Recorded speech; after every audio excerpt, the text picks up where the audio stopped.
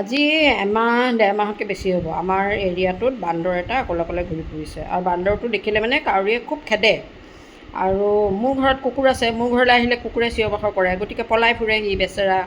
ইমান মানে মলুৱা বান্দৰো নহয়, মানে অলপমান হেৰি হৈছে আৰু ডাঙৰ তাৰমানে বান্দৰটো, একদম পোৱালিও নহয়। বান্দৰটো ঘূৰি ফুৰিছে বেচেৰা, খাব পোৱা নাই।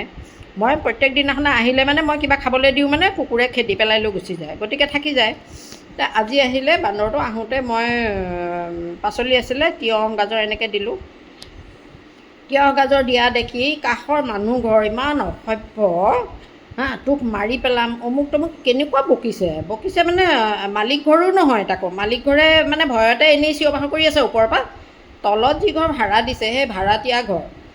মোৰ মানে কি কাৰণ তহঁতি খাই বৈ ঘৰৰ ভিতৰত জীয়াই আছতো, গম নাপাওঁ। সেইকাৰণে এই অকলশৰীয়া বান্দৰ এটা আজি ইমান দিন হ'ল ভালদৰে খাব পৰা নাই। কাৰো ঘৰততো পাচলি বা কিবা বাৰী নাই যে সি খাব, বেচেৰা সি খাব পোৱা নাই চাগে। মই দিওঁতে ইমান ধুনীয়াকৈ সি আহি তিয়ঁহটো লৈছেহি খাবলৈ, বেয়া লাগি গৈছে। আৰু এই মানুহজনীয়ে এনেকুৱা টেপা চুটিছিলে নহয়, তাই ভাড়া থাকে তাৰপিছতো তাই কি ডেমাকি। এই মালিক ঘৰো কম নহয়, মোৰ কাষৰে একদম লগতে লগা মানুহ ঘৰ। দিলোঁহেঁতেন আজি। খোৱা খাইছা? গাজৰ আৰু তিয়ঁহ দিছোঁ ন, গাজৰ আৰু তিয়ঁহ খোৱা খোৱা খোৱা। দিছোঁ ন,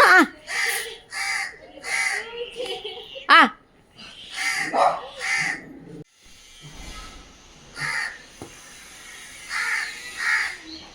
কিয় পেলাই দিলি আকৌ সেইটো গাজৰটো, কিয় পেলাই দিলি?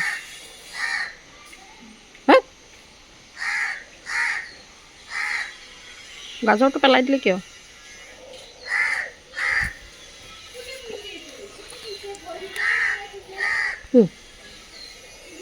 ল ল ল